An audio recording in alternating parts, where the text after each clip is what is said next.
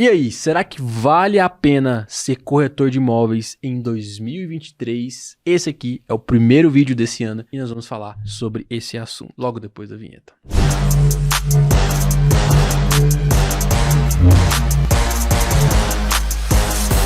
Fala pessoal, sejam bem-vindos aqui ao nosso canal Instinto Imobiliário e meu nome é Marco Lourenço, caso você não me conheça, e eu sou corretor de imóveis há 11 anos no mercado imobiliário. Hoje eu atuo com a minha própria imobiliária e estou aqui retomando o nosso canal Instinto Imobiliário, criado aí para desenvolver corretores de alta performance. E nosso primeiro vídeo desse ano aqui, eu dei uma sumida aqui, né? Nós estamos voltando agora pro canal. E como que já é tradição aqui, né? Todos os anos, início de ano, a gente faz uma análise sobre o mercado. Será que vale a pena ser corretor de imóveis em 2023? Geralmente essa é a pergunta que as pessoas mais fazem quando estão entrando no mercado imobiliário, né? Nesse vídeo aqui, eu vou falar um pouco mais sobre as minhas perspectivas para esse ano 2023. Então vamos lá. Primeiramente, né? Eu sempre gosto de relembrar o que é importante para o mercado, né? Todo mercado, ele tem certas variáveis que vai impactar se ele vai ser bom ou se ele não vai ser bom. E algumas dessas regras, né, eu chamo de regras do jogo, essas regras elas tendem até a se repetir para a maioria dos negócios. Todos os negócios, no geral, eles têm uma base que define se aquele negócio tende a ser próspero ou se ele não tende a ser próspero. No mercado imobiliário não é diferente, tá? Mas, uma época eu fiz um estudo, né, com a minha experiência e com o meu tempo de mercado, eu fiz um estudo e eu cheguei à conclusão que existe 3 pilares que impactam o mercado imobiliário diretamente, tá? Primeiro pilar desse é a questão da renda. A gente precisa ter renda no mercado para que as pessoas consigam comprar um imóvel. E aí você pode dizer, Marco, mas todo mercado precisa de renda. Sim, é igual eu te falei. Tem uma lógica base, né, dos negócios, no mundo dos negócios, que vai impactar praticamente qualquer negócio. E a renda é uma delas, por exemplo, né? Se as pessoas não têm dinheiro, elas não vão conseguir comprar o seu produto, né? Não adianta você querer oferecer o seu produto de um preço X se a pessoa só tem dinheiro para comprar meio X. Então você sempre precisa ter essa lógica da renda. Isso é muito importante, né? Principalmente na hora de você construir ali o seu avatar, né? O público do seu negócio, você precisa analisar isso. Porém, no mercado imobiliário, apesar de ter a mesma condição de renda, existe aspectos diferentes que impactam essa renda. Por quê, Marco? Porque o nosso mercado ele é muito direcionado pelo financiamento, né? Pelas taxas que a gente aplica no mercado e pelo também o custo que é a correção do dinheiro dentro do mercado. Porque a maioria das pessoas, elas compram imóvel parcelado, elas compram um imóvel financiado. E por isso, né, entender dessas taxas, entender de financiamento, vai impactar muito o nosso negócio, né? Isso, basicamente, é o que incorpora todo o nosso negócio. Ele dá muita força ao nosso negócio. Inclusive, antigamente, muitos anos atrás, a gente precisa até lembrar que a maioria das pessoas compravam imóvel com grana, né, à vista, porque não existia crédito naquele momento. Então, hoje o crédito, ele é muito forte para nós vendermos, né? Seja um crédito direto pelo incorporador, e aí você vai ser impactado por algumas taxas diferentes, tipo IPCA, IGPM e outras aí que pode entrar, ou seja, um crédito do financiamento bancário, que a gente vai ser impactado ali pela taxa TR, pode ser o IPCA também, mas principalmente pela taxa Selic, né? A taxa Selic, para quem não sabe, é a taxa que vai impactar, no geral, o juro. É uma taxa que corrige o juro, para vocês entenderem. Então, se a taxa Selic está alta, o juro tende a ser alto. Se a taxa Selic está baixa, o juro tende a estar mais baixo. Então, essa taxa Selic, ela pode ser a nossa vilã ou ela pode ser a nossa aliada dentro do mercado imobiliário. E isso aconteceu, por exemplo, em 2021, onde a taxa Selic, ela atingiu mais ou menos 2,75, se não me engano. Então, ela ficou muito baixa, o que gerou um crédito muito atrativo. E não só isso, né? Quando você diminui a taxa Selic também, você impacta outros pontos que eu vou falar logo no próximo pilar lá, que também é um pilar que vai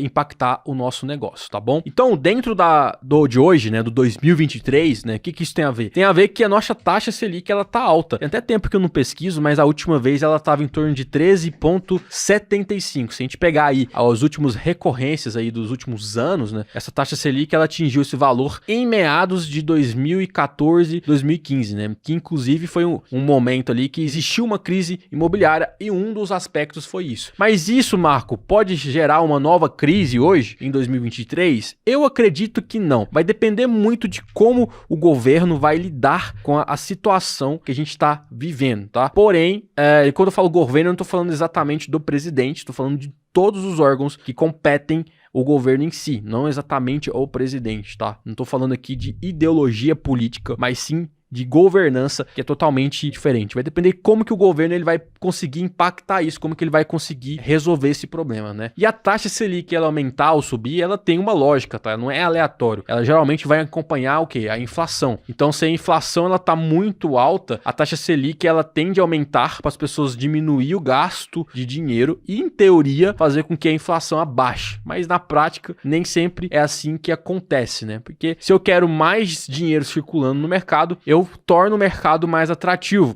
para sobrar mais dinheiro. Porque quando você tem a lei da demanda e oferta, que é uma lei que impacta todos os negócios, né? Se você tem muita demanda e baixa oferta é a quantidade de produto para vender, você tende a subir aquele preço, né? E quando você tem pouca demanda e muita oferta, você tende a diminuir o preço e vai começar a sobrar estoque. E isso aconteceu por uma série de fatores que eu expliquei em outros vídeos aqui. Se eu lembrar, eu vou deixar o card aqui em cima para você ir lá, onde eu expliquei mais detalhado, tá? Mas em relação a 2023, a gente tem que entender que a taxa Selic ela está um pouco alta. Então isso vai impactar diretamente no nosso crédito imobiliário. Logo, por exemplo, mercados de imóveis prontos pode ter uma busca menor ali de compra, porque o financiamento vai estar um pouco mais alto. Então as pessoas tendem a preferir, por exemplo, imóveis em construção, porque ela vai ver uma taxa alta para os financiamentos bancários. Até final do ano passado, né, os bancos tentaram segurar um pouco essa taxa, mesmo a taxa Selic subindo, eles tentaram segurar os juros, mas todos eles se propagam muito baseado na Caixa, que é hoje o maior banco de financiamento bancário para imóveis, né? Então, sempre quando a Caixa aumenta ou abaixa, eles tendem a acompanhar. Apesar que todos os privados, geralmente a taxa vai ser um pouquinho mais alta, eles visam lucro e a Caixa não tem só a questão do lucro, mas também é um órgão do governo. Então, eles têm interesse também de propagar crédito imobiliário, tá? Então, esse é o primeiro ponto. Nesse ano, a gente precisa pensar que a taxa Selic está um pouco mais alta, mas pode ser que isso também não impacte tanto nas vendas. Tá? Mas em imóveis prontos, esse impacto pode ser um pouco maior em relação a isso. Além da taxa Selic também, a nossa inflação tá muito alta. E isso tem gente que vai falar que é política e tal, mas isso assim, a maior parte disso, ela vem da questão da pandemia. A pandemia ela deu uma bagunçada economicamente no mundo inteiro. Isso não é só no Brasil. Então a gente tá vendo, por exemplo, inflação alta, né? O que é inflação, Marco? É quando os produtos aumentam de preço e geralmente de uma forma descontrolada. Então você vai comprar um arroz que era R$10 o quilo, tá R$20. Então você teve uma inflação ali de 100%. Então isso aconteceu em todos os mercados. Então a gente está vendo muita inflação nos Estados Unidos, em alguns países da Europa e tal, praticamente no mundo inteiro. E o segundo fator que fez essa inflação subir também foi a questão da guerra da Ucrânia e da Rússia, que até hoje não acabou, porque ela também impactou ali no custo do petróleo, do combustível. E praticamente tudo precisa de combustível. Para chegar até você, as coisas precisam ser transportadas, seja por avião, por helicóptero, por navio, precisa chegar em você. Então tudo vai precisar de combustível. Então se o combustível aumenta, em teoria também, isso vai aumentar o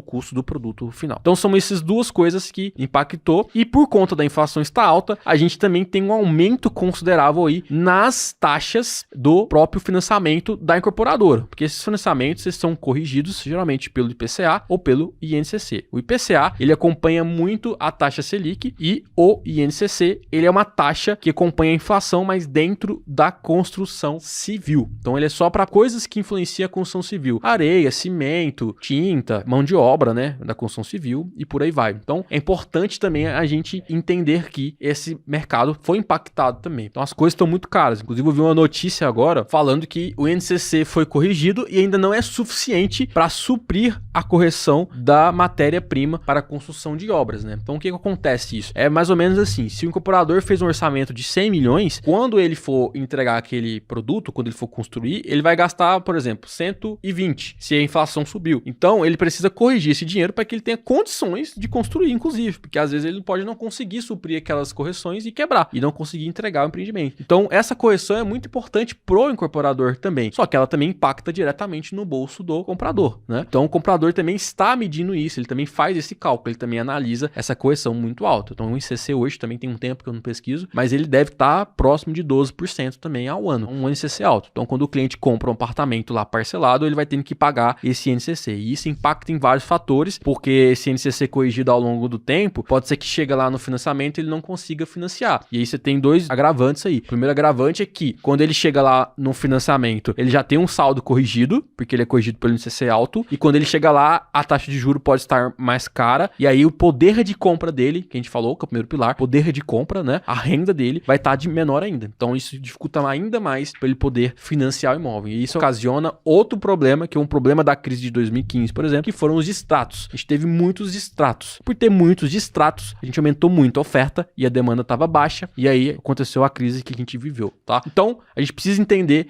essa verdade sobre a renda. Ah, Marco, mas você tá sendo negativo e tal. Não, até agora eu não falei se vale a pena ou não vale a pena ser corretor, mas eu tô mostrando para vocês que a gente vive essa realidade de uma taxa Selic alta, que impacta o nosso crédito imobiliário, e de uma inflação alta, que impacta os índices de correções para financiamentos de imóveis na planta. Então a gente tá meio que apertado dos dois lados, que já aconteceu o mercado que o INCC estava baixo e a inflação alta, ou a Selic alta, e aí teve um equilíbrio. Dessa vez a gente tem os dois altos, tanto os índices de correções, quanto também a questão do crédito imobiliário com a taxa de juros alta, tá? Então, se o cliente daria preferência para comprar na planta, na verdade, com essas correções altas, fica pau a pau, né? Acaba sendo mais ou menos a mesma coisa. Então, ele vai ter que realmente escolher se ele quer comprar na planta ou se ele quer comprar o pronto, né? Se ele tiver dinheiro de entrada boa, ele pode comprar pronto. Se ele não tiver, provavelmente ele vai ter que ir para uma construção ou na planta. Tá? O segundo fator que é muito importante ali, a gente vai impactar forte o mercado imobiliário, é a questão da confiança, tá? E essa confiança é o que faz as pessoas tomarem decisões, as pessoas estarem dispostas a arriscar, estarem dispostas a investir no mercado imobiliário. Ela é impactada principalmente pelo governo, pela política. E é isso, assim, a minha visão é que a gente teve esse problema no final do ano, né, entre X e Y candidatos, e aqui eu não vou entrar em política, que não é o meu interesse, se um é melhor, o outro é pior, porque ambos dos lados tem gente que acredita, então é indiferente essa visão política, mas isso, quando a gente tem esse conflito, gera uma insegurança nas pessoas, que faz as pessoas ter menos poder de decisão. Então, primeiro o poder de compra e depois é o poder de decisão, que vai fazer o que? As pessoas ficarem inseguras. Politicamente, pode ser também, não só especificamente ali em relação à política, mas pode ser em relação ao negócio dela, à empresa dela, ao emprego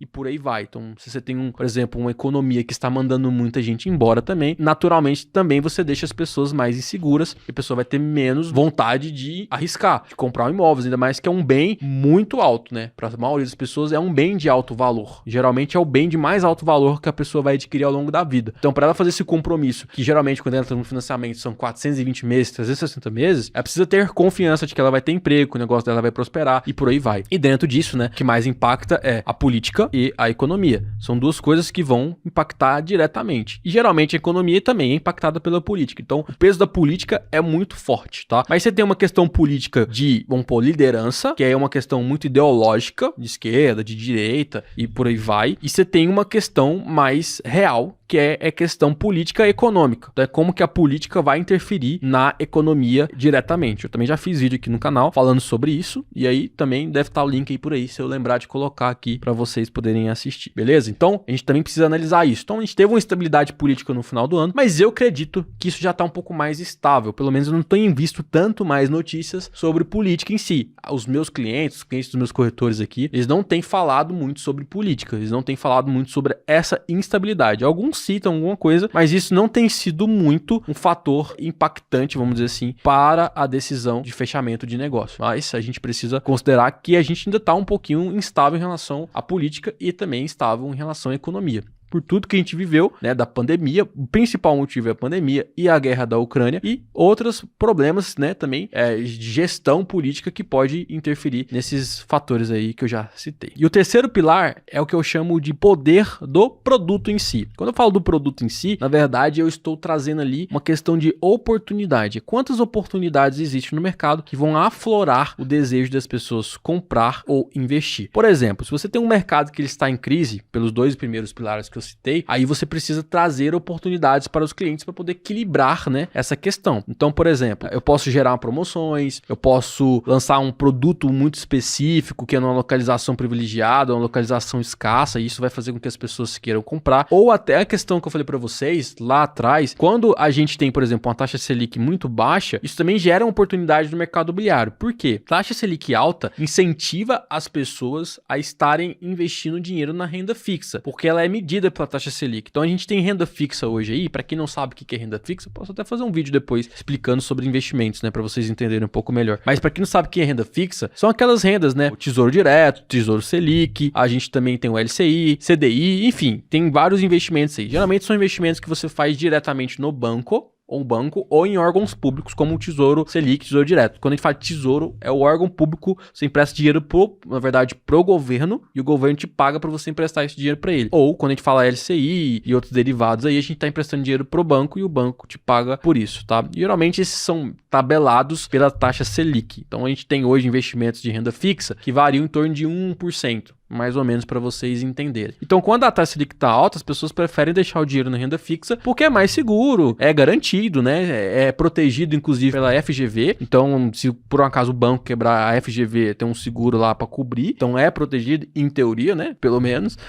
Nunca passamos por uma quebra aí mais estratosférica pra gente poder saber se realmente funciona. Mas é mais seguro, então as pessoas preferem deixar o dinheiro lá. Então, por exemplo, até a questão do aluguel, né? Hoje ele rende média de 0,5% a 1%. Só que aí você tem que comprar um imóvel, investir nele e tal, e às vezes seu ganho vai demorar. E aí, às vezes, não é tão vantajoso para a pessoa fazer esse investimento. Apesar da valorização do imóvel, que muitas vezes as pessoas não contabilizam, apesar disto, às vezes o cara prefere investir numa renda fixa. E se ele precisar financiar, por exemplo, só tem uma parte da entrada, ou às vezes ele nem tem todo o dinheiro para comprar um imóvel também, né? Vai ser mais vantajoso para ele investir na renda fixa. Então, isso diminui um pouco a questão do poder do produto, né? Diminui um pouco a questão da oportunidade. Então, as pessoas também têm menos desejo de comprar, por exemplo. Agora, quando você tem uma taxa Selic alta, as pessoas não conseguem ter uma rentabilidade boa. Então, isso gera oportunidade tanto para comprar imóveis, para ganhar como rentabilidade mesmo, como investimento, para revender, ou também gera oportunidade do aluguel, por exemplo. Porque aí, se você tem uma taxa Selic baixa lá, que a renda fixa te rende menos do que 0,5%, aí o aluguel, né, mais a valorização já é muito atrativo. Então, você tem essa vantagem também. E você gera essa oportunidade. Fora várias outras coisas e outros fatores que eu te falei, tá? Então, finalizando aí sobre os 3 pilares, agora a gente consegue ter uma percepção melhor se o mercado tá bom ou não. E a realidade é, aparentemente, em teoria, quando a gente olha taxa Selic alta, a questão das correções estão altas por conta da inflação, e aí depois a gente vem ali, a nossa questão de insegurança política, ela tá um pouquinho alta ainda, tem toda essa questão econômica que a gente tá vivendo, se o governo vai conseguir estabilizar, se não vai, você vai no supermercado ali, querendo ou não, você gastava 100, agora você gasta 130, 150, 120, tudo subiu, né? Agora mais esse aumento a gente viveu do combustível, que voltou a aumentar, né? Tinha diminuído, agora voltou a aumentar. Então tudo isso tende a impactar. E ainda a gente não tá tendo tantas oportunidades assim em relação ao mercado, né? O mercado ainda está estável, então também não tá tendo muita promoção, não tá tendo muita campanha promocional, por aí vai. Então a gente começa a olhar por cima e falar, o mercado tá ruim, pode ser que esteja. Olhando assim pela teoria. Porém, na prática, a gente não tá vendo muito essa resposta. A gente não tá vendo muito essa insegurança do cliente, a gente não tá vendo muito o cliente deixando de comprar. A questão é, o cliente está mais pensativo, o cliente está mais argumentativo e o cliente também está mais delongado. Ele está delongando mais a decisão dele, mas ele não tá deixando de olhar. Então as pessoas, pelo menos na minha perspectiva, têm visitado, as pessoas têm buscado o imóvel, elas têm o desejo ainda de comprar, mas paralelo a isso, elas não estão demonstrando isso na prática, tipo, não estão desistindo, mas muitas vezes elas estão delongando. O ciclo de compra, né, vamos dizer, ele aumentou. Então, se a pessoa ali decidia mais rápido, ela está decidindo um pouco mais lenta, está avaliando alguns fatores, ela está acompanhando o mercado, acompanhando a política, acompanhando a economia. Então, o cliente está um pouco mais criterioso. Aquele oba-oba que a gente viveu meados ali de final de 2020 para 2021, acabou. As pessoas compravam ali no impulso, né, pessoas estavam loucas, desejo estava alto, Selic baixa, muita oportunidade no mercado, por aí vai, as pessoas compravam no impulso. Então foi uma melhor época ali, nos últimos anos foi a melhor época. Eu tô desde 2011 no mercado e desse 2011 foi a melhor época do mercado que existiu em todo meu período, né, em 11 anos. E eu acredito que talvez até para trás também foi uma das melhores épocas. Existiu ali um pico de vendas assim muito bom em meados de 2009 e esse agora eu acredito que superou 2009 por uma série de fatores que a gente viveu aí impulsionados, que eu também já fiz vídeo aí falando sobre isso. Porém, o mercado não tá ruim de 2023, tá? Ele não tá ruim, ele não tá parado, mas está um pouco mais desafiador. A gente precisa ser mais argumentativo, a gente precisa se profissionalizar mais, a gente precisa treinar mais, a gente precisa melhorar mais a nossa dicção, a nossa comunicação, o nosso relacionamento e vai ter que trabalhar um pouco mais também. Mas pelo menos as pessoas ainda estão tendo a procura, as pessoas ainda têm o desejo, elas ainda querem comprar, mas precisam ser, vamos dizer, persuadidas, elas precisam ter mais um convencimento e uma segurança de que estão fazendo um bom negócio, né? E a questão é que também os preços nos últimos tempos elevaram-se muito. Então as coisas estão muito mais altas em relação do que era. Então juntou duas coisas, os preços subiram e o poder de compra caiu. Então a gente também precisa agora regular ali a mentalidade do cliente, porque antes ele achava que daria conta de comprar um imóvel X e agora ele dá conta de comprar um Y. Então a gente precisa alinhar as expectativas melhor com os clientes para que eles consigam comprar. O mercado, pelo menos aqui na minha cidade, que eu moro em Goiânia, teve uma evolução muito brutal. Tanto é que eu não estou conseguindo acompanhar mais o mercado imobiliário no sentido de metro quadrado, porque ele desestabilizou muito. Então a gente vai para regiões que o preço era X e tá 2x, só que às vezes do lado você tem um preço que é 1x, 1x5. Então ele deu uma desestabilizada. A gente tá passando por uma reorganização do mercado imobiliário. Agora o mercado tá ruim, Marco? O mercado vale a pena? Com certeza vale a pena. Eu peguei uma das piores crises dos últimos anos, que foi em 2015, e nessa época eu falava para minha equipe assim: galera, vamos aproveitar para trabalhar agora é o momento, a oportunidade de a gente ficar bom, porque quando o mercado voltar, a gente vai estar preparado para o mercado bom. E foi muito tenso essa crise, mas a gente ainda não tá vivendo essa crise agora. Pode ser, Marco, que daqui 1 ano, 2 anos, 3 anos a gente vive alguma crise no mercado imobiliário? Pode acontecer. Pelas análises, pelos índices, isso é bem provável, mas nesse momento ainda é uma grande oportunidade. Porém, mesmo que a gente passe por uma crise no curto, médio prazo, o diferencial é você ser bom. Se você se profissionalizar agora, se você evoluir agora, você consegue passar por uma crise, sempre vai ter gente vendendo, sempre vai ter produto vendendo. E aí a questão que dos pilares, o mercado precisa se adaptar. E quando vem uma crise, por exemplo, o mercado vai focar muito em oportunidade para trazer esse cliente, para fazer com que ele sinta-se confortável e atraído, né, para realizar essa compra do imóvel. Então o mercado se adapta também, assim como a gente fez em 2015. Mas o fator é que mesmo se você começasse hoje uma crise, que não é a realidade hoje, você estaria evoluindo para que quando viesse um momento bom, um momento de alta, você poder surfar isso melhor. Porque muitas pessoas que vêm depois ou no meio da alta, elas não vão ter preparação para poder se adaptar, para curtir e surfar essa onda. Mais ou menos se você tivesse uma onda boa e não tivesse a prancha correta. Agora, se você começa com a onda baixa e aí vai treinando, quando você for para pegar a onda alta, você vai estar preparado com a prancha certa. Entendeu mais ou menos a lógica? Mas a gente não tá vivendo uma crise ainda. A gente não tá vivendo um mercado ruim. Porém, é um mercado mais solidificado, um mercado que exige mais trabalho, exige mais refinamento, exige mais argumentação, exige mais cuidado com coisas que quando tá no boom, você não precisa pensar tanto. Então, isso tem acontecido. Agora, tem um outro fator também, né, que eu falo, o bolo, existe um bolo, né? Então, você sempre tem um bolo. A questão é se o bolo é maior ou menor. Por mais que ele seja menor, o diferencial é de quem vai conseguir comer esse bolo. E aí, muita gente também, os aventureiros, né, aqueles que são oportunistas, tendem a sair no mercado, porque eles não conseguem aproveitar esse bolo que diminuiu. Mas quem é focado, quem está se desenvolvendo, tem paixão e faz isso com disciplina e foco, naturalmente ele consegue comer esse bolo e ele tende a permanecer no mercado e prosperar mesmo com um bolo menor. Beleza? Acho que ficou um pouquinho extenso aqui o vídeo, mas eu tinha que explicar o contexto para vocês entenderem. Tem outros vídeos no canal onde eu falo mais detalhado ainda, né? Mas espero que tenha ficado claro para vocês. E se você está iniciando no mercado aqui, se você está pensando em entrar, não deixe de entrar. Ainda a oportunidade é o terceiro maior mercado do mundo, se ainda é, se não caiu, né? Mas eu acredito que ainda seja.